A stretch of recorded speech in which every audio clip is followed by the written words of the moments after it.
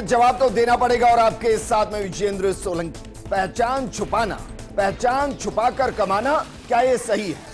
और क्या एक व्यक्ति जो किसी से सामान खरीद रहा है, कहीं बैठकर खा रहा है, कहीं पानी पी रहा है, क्या पिलाने वाला खिलाने वाला किस धर्म का है, ये जानना क्या उसका अधिकार है?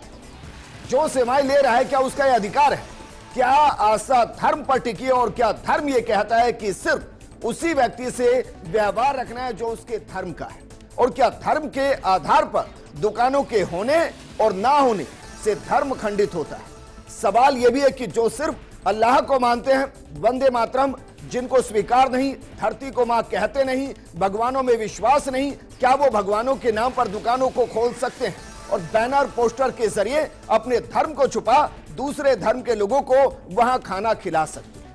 क्या ये धोखा है या फिर सही? सवाल गंभीर है। कांवड़ यात्रा के दौरान जब यह निर्देश दिया गया कि सभी को अपनी दुकानों के आगे अपना सही नाम लिखना होगा तो बवाल खड़ा हो गया। तो क्या नाम बताने में कोई समस्या है और क्या पारदर्शिता नहीं होनी चाहिए? सवाल इसलिए भी क्योंकि एक तरफ धर्म में आस्था से जुड़ी यात्रा है और दूसरी तरफ धर्म को छुपा, नाम को छुपा व्यापार है। तो इनमें से क्या सही है? आज बात इसी मुद्दे पर कि पहचान तो बतानी पड़ेगी क्योंकि उसमें किसी एक धर्म विशेष के लिए निर्देश नहीं है। जितने भी धर्म के लोग, जितनी भी जाति के लोग उस कांवड़ यात्रा के दौरान रास्ते में दुकानों को खोल रहे हैं, उन सभी को बताना पड़ेगा। तो फिर इसे एक धर्म विशेष के खिलाफ क्यों माना जा रहा है? आज बात इसी की।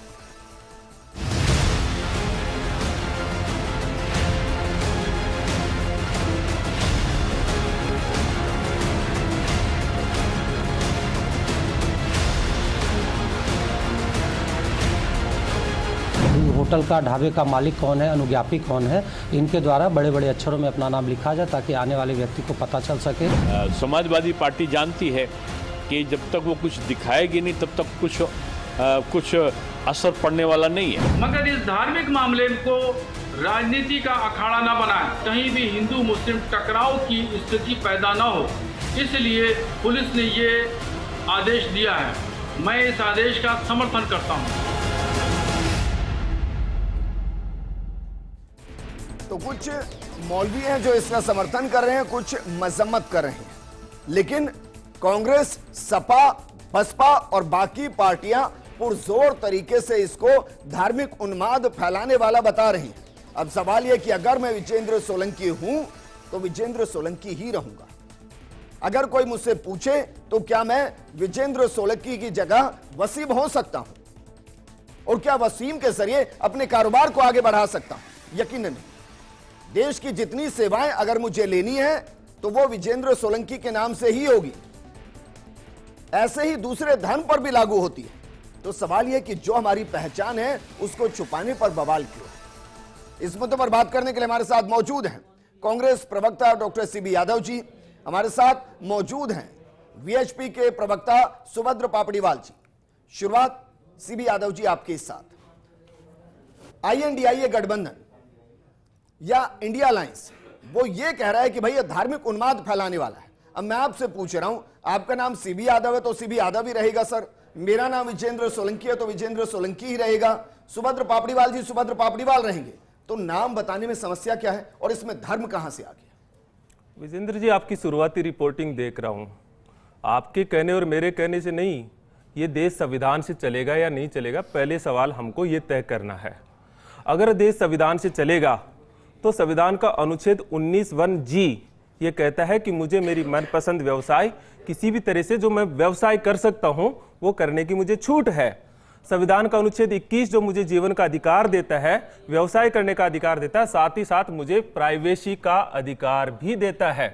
संविधान का अनुच्छेद 17 किसी भी प्रकार की अनटचेबिलिटी का विरोध करता है कि किसी भी प्रकार की जो छुआछूत है वो दंडनीय अपराध होगा। 3 आर्टिकल मैंने साफ तौर पर वो बताया है जो मौलिक अधिकार है। अब मैं आता हूं कि क्यों हम कहते हैं इस बात को कि भारतीय जनता पार्टी संविधान विरोधी है और भारतीय जनता पार्टी सनातन और हिंदू विरोधी है और धर्म विरोधी है। इसलिए हम इस बात को कहते हैं क्योंकि कोई भी धर्म, पहले मैं धर्म पे आता हूं। हमने बचपन में आपने और हमने स्कूलों में सुना था, मजहब नहीं सिखाता आपस में बैर रखना, हिंद है हम वतन है, हिंदुस्तान हमारा। दुनिया का कोई धर्म इस तरह से नहीं सिखाता है, और विशेषकर हमारा सनातन हिंदू धर्म तो बिल्कुल भी नहीं सिखाता है ये बात। इसीलिए तो हम बहुत स्पष्ट तरीके से कहते हैं सर, दूसरी तरफ का तो कोई अधिकार ही नहीं गिनाया। क्या दूसरी तरफ ये अधिकार नहीं कि अगर वो कहीं से खाना खा रहा है तो उसको जानने का अधिकार हो कि जो परोस रहा है वो कौन है? कहीं ऐसा तो नहीं कि उसके साथ धोखा किया जा रहा है, कि नाम अपना छुपाकर उसके साथ गलत किया जा रहा है, उसकी आस्था से खिलवाड़ किया जा रहा है? क्या ये अधिकार नहीं? क्या संविधान ये अधिकार नहीं देता? ये मैं कॉफी पी रहा हूं जी, ये कॉफी की पत्ती किसने तोड़ी, कौन इसको एक्सपोर्ट किया, किसने ये बनाई, बनाने वाला का मालिक कौन है, आप जानना चाहेंगे? आप जानना चाहेंगे? यकीनन जानना चाहेंगे। ये अगर मेरा आस्था से जुड़ा मामला है सर, विजेंद्र जी, मैं ये नहीं कहता, ये कावड़ यात्रा के लिए है और कावड़ यात्रा आस्था से जुड़ा मामला है। जिस दिन मैं उपवास में होता हूँ, जो कपड़ा आप पहन रहे हो, जिस दिन आप उपवास में होंगे सर, उस दिन बाकायदा खाना भी स्वच्छ बर्तन में बनता है। आप जानना चाहेंगे? स्वच्छ बर्तन में बनता है। आप कपड़ा बनाना एक ही घर के अंदर, आप ये उपवास रखते हैं सर, आप उपवास रखते हैं, आप उपवास रखते हैं, मैं पूछ रहा हूँ आपसे विजेंद्र जी, आप उपवास रखते हैं या नहीं रखते? मैं आपसे सिंपल कह रहा हूं, ये कपड़ा मैं पहन रहा हूं, उपवास रखते हैं नहीं रखते? भाई अगर नहीं रखते और धर्म नहीं मानते तो फिर कुछ नहीं। हद तक इस देश को ले जाना चाहिए। मैं आपसे ये पूछ रहा हूं, ले जाना चाहेंगे? आपका उपवास रखते हैं नहीं रखते सर? क्यों नहीं रखते? उपवास रखते हैं, रखते हैं नहीं रखते? हाँ बोलिए, रखते हैं नहीं रखते? हाँ मैं तो नहीं रखता हूँ। नहीं रखते ना? माता श्री रखती हैं? हाँ रखते होंगे, मैं नहीं रखता उपवास। स्वच्छ बर्तन में खाना खाती हैं, अलग से खाती हैं और अलग से पकाती हैं। और कौन पूरे बर्तनों में खाता है? अरे सर हाँ या ना? पकाती है ना? तो ऐसे ही जो कावड़ यात्रा पर आस्था के साथ एक यात्रा को कर रहे हैं, वो उपवास के ही बराबर है। क्या उनको शुद्ध आहार मिले? क्या ये जरूरी नहीं? बताइए ना, या उनकी आस्था से खिलवाड़ हो? मैं आपसे एक सवाल पूछता हूँ, और कहीं इसमें लिखा है क्या कि भाई हिंदू ही बताएगा, मुसलमान नहीं बताएगा, मुसलमान बताएगा, हिंदू ही बताएगा? कहीं लिखा है इसमें? इस हद तक मत जाइए। आप बीजेपी का प्रवक्ता, विश्व हिंदू परिषद का, चूंकि उनका कहना हमको कोई अजीबोगरीब नहीं लगता, उनकी विचारधारा यही सिखाती है। उनकी विचारधारा मजहब पे बंटवारा, हिंसा, नफरत, हिंदू मुस्लिम, और मैं ये कहता हूँ ये केवल मुस्लिम विरोधी नहीं है, दलित विरोधी है, दलित विरोधी। आप सोचिए, ये दलित विरोधी है। आप भी मत कीजिए, आप देखिए, दलितों के घर में हम नहीं खाते थे, मैं ये कह रहा हूँ पूरा देश दलित विरोधी है, अनटचेबिलिटी को बढ़ावा देते हैं। वो अपने आप में सक्षम है, हजारों साल वो अपने आप में सक्षम है। साहिब आलम साहब, इस देश को वहां पहुंचाना चाहते हो? साहिब आलम साहब हमारे साथ जुड़ गए हैं, राष्ट्रीय मुस्लिम महासभा के अध्यक्ष हैं। बनना चाहते हो? साहिब आलम साहब, अरे भाजपा और साहिब आलम, और मैं अपने दर्शकों को बताता हूं, देखिए एक इंटरेस्टिंग चीज है, जब भी मैं साहिब आलम जी से मिलता हूं, मैं उनको अस्सलाम वालेकुम कहता हूं और मुझे बदले में वो राम राम कहते हैं, जय श्री राम कहते हैं, और ये हमारे बीच का संबंध है और ये विश्वास पर टिका है। लेकिन साहिब आलम जी, मेरा सवाल यह कि भाई अगर आप साहिब आलम हैं और मैं विजेंद्र सोलंकी हूं, तो ये हमारी पहचान है और ये पहचान विश्वास पर टिकी है। अब अगर मानिए एक आस्था से जुड़ा पूरा रूट है और वहां अगर व्यक्ति ये चाहता है कि भाई उसकी आस्था के साथ खिलवाड़ ना हो, दूसरा सवाल ये कि जो आइडेंटिटी है वो तो आइडेंटिटी है सर, आपकी भी और मेरी भी, तो उसको बताने और छुपाने में क्या वाकई में कोई धर्म बीच में आता है? नहीं सर, मैं समझता हूं कि छुपाने और बताने जैसी कोई बात नहीं है, लेकिन जहां तक आस्था का सवाल है, अभी सर ने जो कहा, आर्टिकल 1921 का जो हवाला दिया गया है, वाकई वो संविधान की मूल धारणा जो रही है इस देश के अंदर, और अनटचेबिलिटीज की जो बातें की जाई हैं, मैं तमाम बातें सुन रहा हूं और इससे पहले भी मैंने तमाम बातें सुनी हैं, लेकिन मैं इसको मजहबी एतबार से ज्यादा आस्था के ऊपर अगर मैं रख के देखूं, अगर हमारे हिंदू भाइयों की आस्था किसी प्रकार से आहत हो रही है और वो चाहते हैं कि इस प्रोटोकॉल के तहत हमें कुछ दुरुस्तगी दी जाए, तो मैं समझता हूं इसमें कोई बुराई नहीं है। लेकिन इसमें साहिब आलम साहब, इसमें कहीं बायकॉट नहीं है भाई, बायकॉट नहीं है और ये सब पर लागू है। ऐसा नहीं है कि सिर्फ मुस्लिम जो भाई बहन हमारे वहां लगा रहे हैं उन्हीं पर है, वो जो हिंदू लगा रहे हैं उन पर भी है। पहले मुझे भी शक हुआ था सर, गवर्नमेंट का जो लॉ एंड ऑर्डर जब आता है तो एक नोटिफिकेशन जारी होता है, कल मुझे भी लगा था कि हड़बड़ी में जो गड़बड़ी हुई है वो अनटचेबिलिटी को कहीं बढ़ावा तो नहीं दे रही है,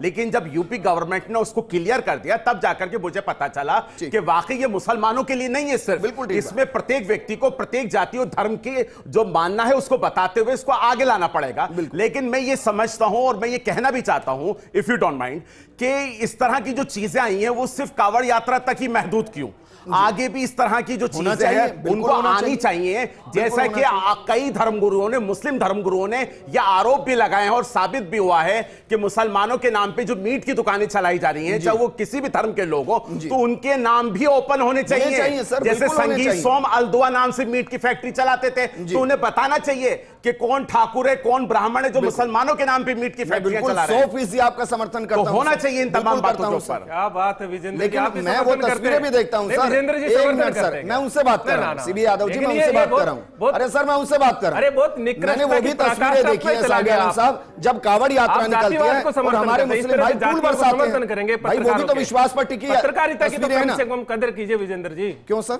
ऐसे थोड़ी होता है।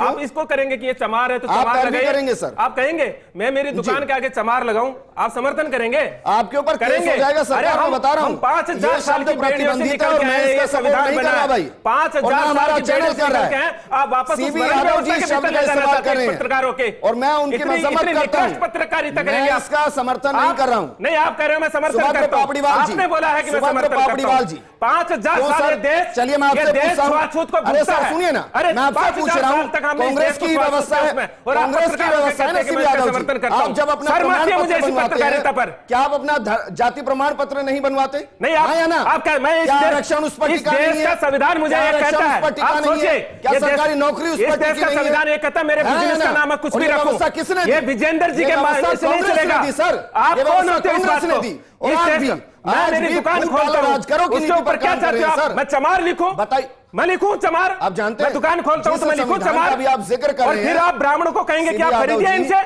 जिस 5000 साल की बेड़ियों से हम बाहर निकल के आए। और इसीलिए हम कहते हैं आरएसएस और बीजेपी दलित विरोधी है, ये मुस्लिम विरोधी नहीं। मुस्लिम तो बाद में इनका टारगेट बना है, इनकी पक्की व्यवस्था मनुष्य प्रति है। और आप जैसे पत्रकारों को पत्रकारों को आप इस तरह की बातें करते हैं, इस्तेमाल नहीं होना चाहिए। आप जैसे पत्रकार इस तरह की वर्ण व्यवस्था को बढ़ावा देते हैं यह स्टूडियो में आकर के कि मैं इसका समर्थन करता हूं। आप संविधान से ऊपर है। ठीक है, एक मिनट सर, बताइए जातिगत आधार पर आरक्षण किसने दिया? ये संविधान दे रहा है, दिया सर, संविधान दे रहा है, क्या वर्ण व्यवस्था को संविधान दे रहा है। व्यवसाय के आगे मुझे चमार लिखने का कोई आप बात नहीं कर सकते। मेरे दुकान के आगे मुझे चमार लिखने की बात नहीं कर सकते आप। सुभद्र पापड़ीवाल जी, क्या वाकई में ये मैटर करता है कि भाई एक आशा के दौरान, एक यात्रा के दौरान अगर कोई सबसे बेहतरीन फल दे रहा है तो क्या यह जानना जरूरी है कि फल कितने बेहतरीन है, या यह जानना जरूरी है कि वो किस धर्म का व्यक्ति है जो उनको बेच रहा है? क्या जरूरी है सर? अरे नाम, what is there in the name, एक बहुत पुरानी बात है। आपको नाम जानने का अधिकार क्यों नहीं है? आपको तो हलाल सर्टिफिकेट चाहिए हर चीज में, आपको तो हलाल सर्टिफिकेट चाहिए हर चीज में। यहाँ किसी ने सात्विक सर्टिफिकेट तो नहीं मांगा है ना।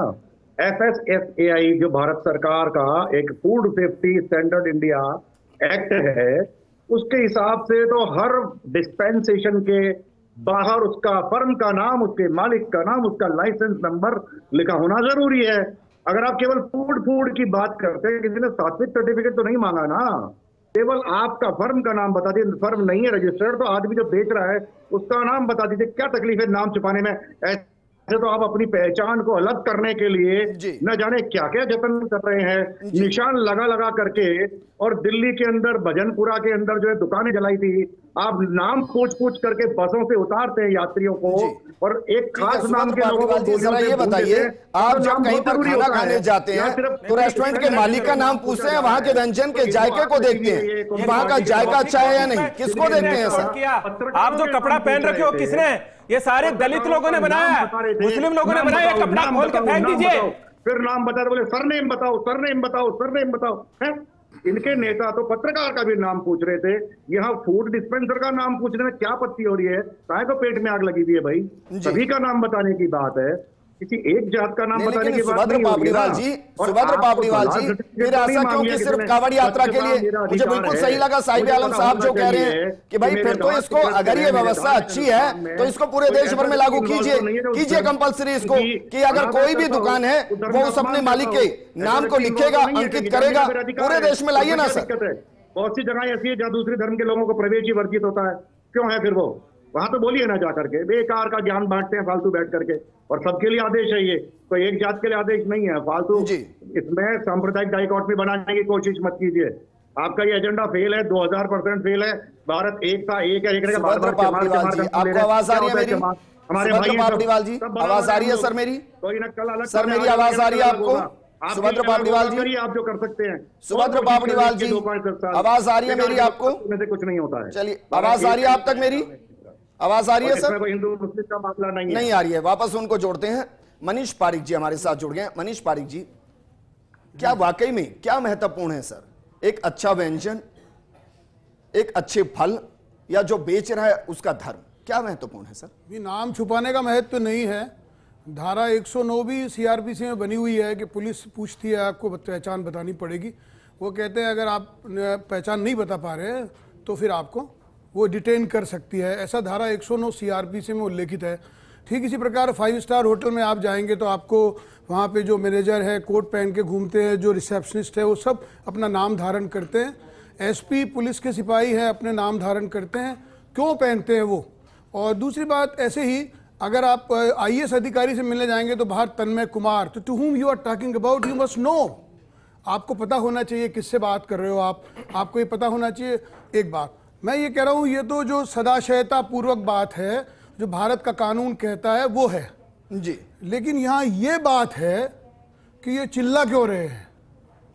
इंपॉर्टेंट तो ये है, अरे क्या फर्क पड़ता है भाई, है इसमें क्या हुआ, कोई जामुन नहीं खरीदेगा, कोई गुड़ नहीं खरीदेगा, आम नहीं खरीदेगा, ऐसे थोड़ी होने वाला है।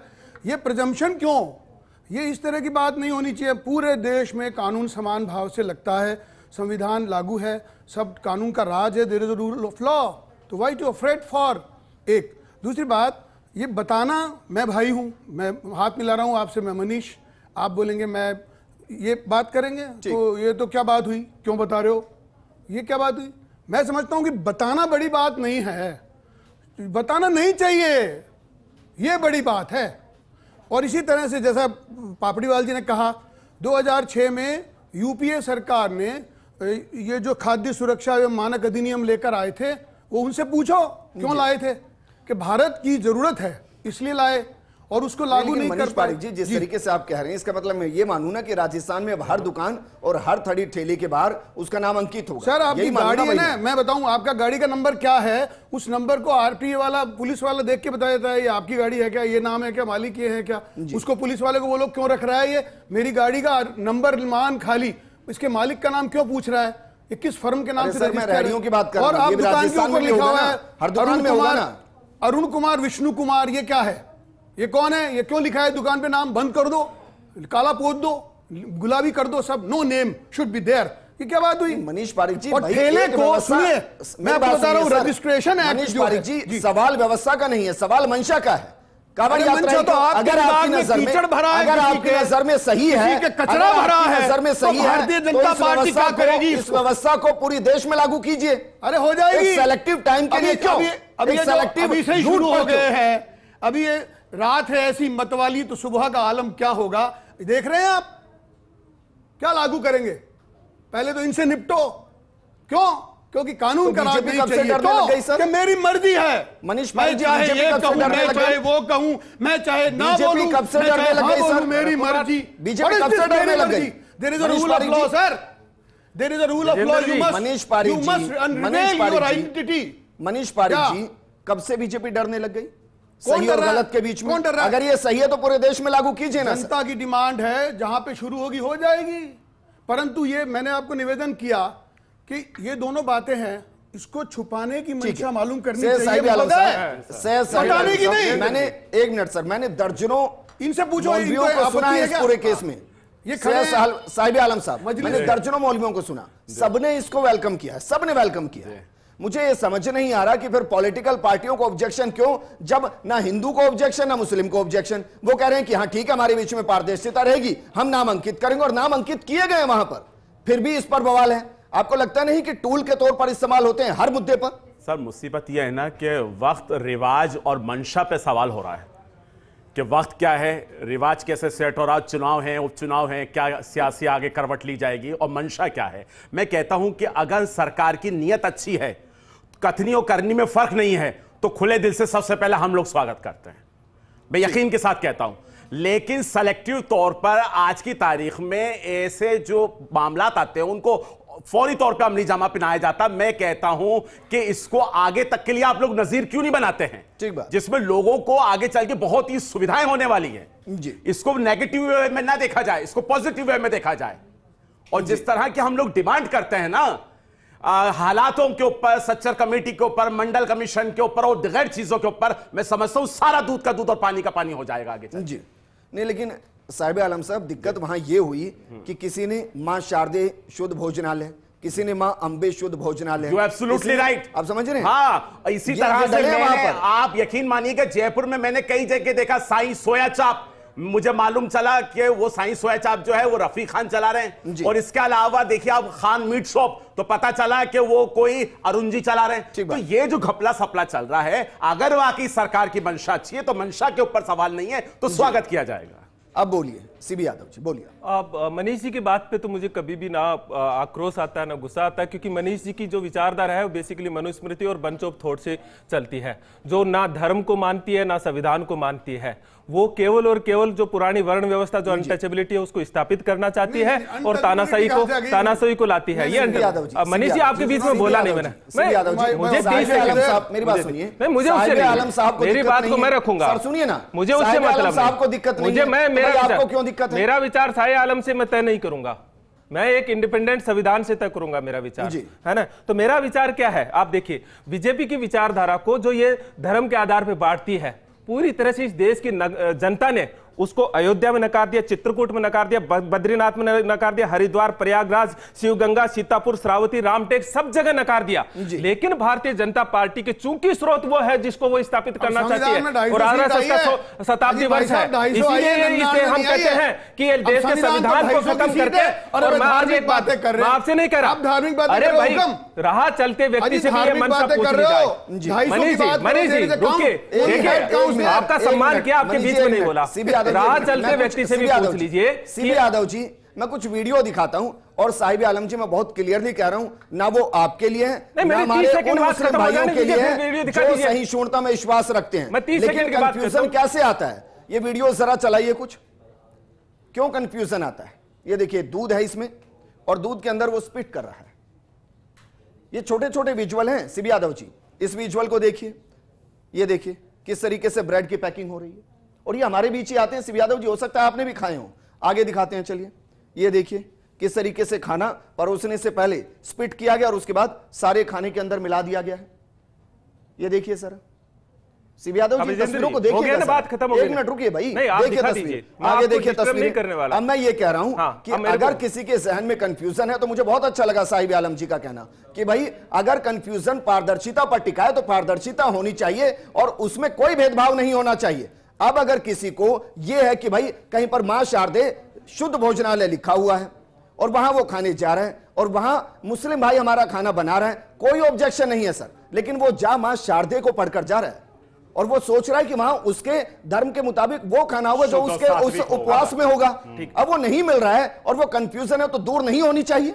तो क्या विजेंद्र जी ये बात किसी जाति, धर्म और मजहब का नाम लिखने से दूर हो जाएगी? ये जो फितरत जो आप बता रहे हो, ये इंसान के भीतर छुपी हुई राक्षसी है, ये किसी जाति और धर्म से तय नहीं होती है, ये ब्राह्मण में भी होती है, चलिए मुसलमान में भी होती है। तो अगर आप कहें तो मैं आपका नाम बदल के मोहम्मद रिजवान लिखवा दूं, अगर मैं यादव लिखवा दूं प्रोग्राम में, मेरा लिखवाइए ना, क्या दिक्कत है? आज के बाद मोहम्मद रिजवान के तौर पर मेरी डिबेट में आएंगे, खान ढाबा चलाता हूं यादव होकर के, और यही भारत की खूबसूरत संस्कृति है, यही भारत की विशेषता है। अरे बताइए सीबी यादव जी, भाई मोहम्मद रिजवान बन के कल से आप सारी डिबेट में नजर आएंगे, क्या दिक्कत है? क्या दिक्कत है? दिक्कत नहीं है ना कीजिए, मुझे कोई दिक्कत नहीं है ना नजर, मुझे कोई दिक्कत नहीं है, मैं खान ढाबा चलाऊंगा यादव बन करके, मैं हिंदू हूं और ढाबे के आगे लिखूंगा खान ढाबा, किसी को कोई दिक्कत नहीं है। सेव कैसा हो वो मीठा होना चाहिए, वो अब्दुल बेचता है या मोहन बेचता है, इससे कोई फर्क नहीं पड़ता है, सेव सेव होता है, वो शुद्ध हो और मीठा हो, और इस करना प्रशासन का काम है। ये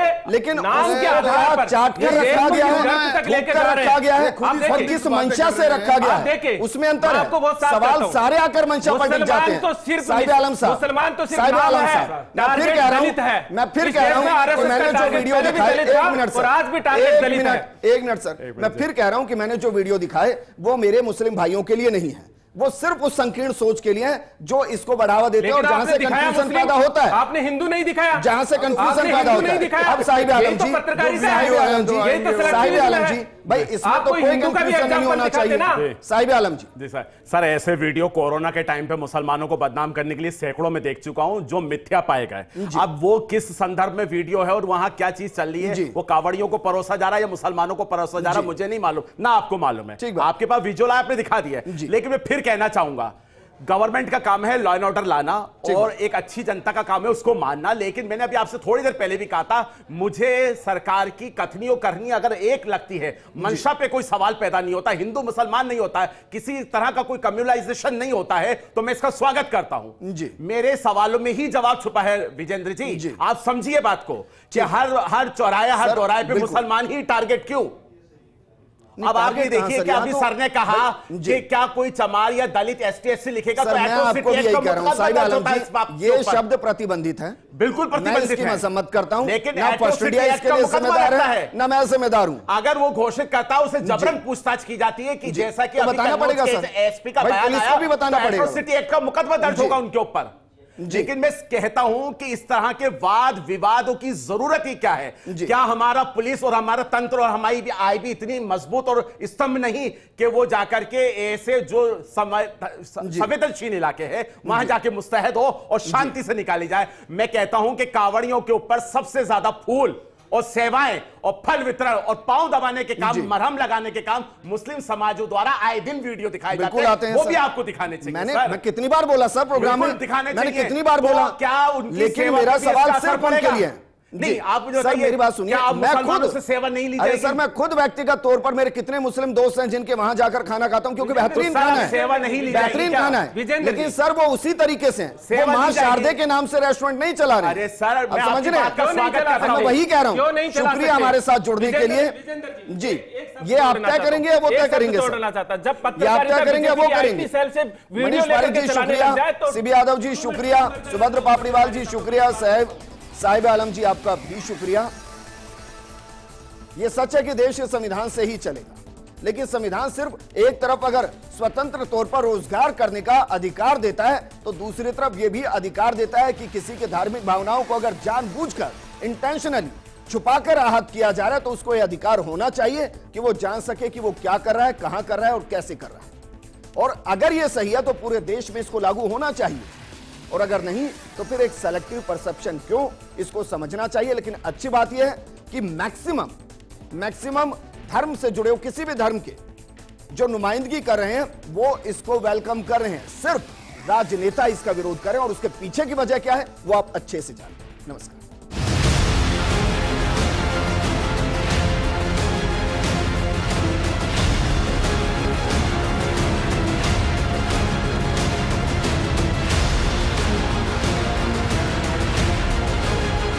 होटल का, ढाबे का मालिक कौन है, अनुज्ञापी कौन है, इनके द्वारा बड़े बड़े अक्षरों में अपना नाम लिखा जाए ताकि आने वाले व्यक्ति को पता चल सके। समाजवादी पार्टी जानती है कि जब तक वो कुछ दिखाएगी नहीं तब तक कुछ असर पड़ने वाला नहीं है। मगर इस धार्मिक मामले को राजनीति का अखाड़ा न बनाए, कहीं भी हिंदू मुस्लिम टकराव की स्थिति पैदा न हो, इसलिए पुलिस ने ये आदेश दिया है। मैं इस आदेश का समर्थन करता हूँ।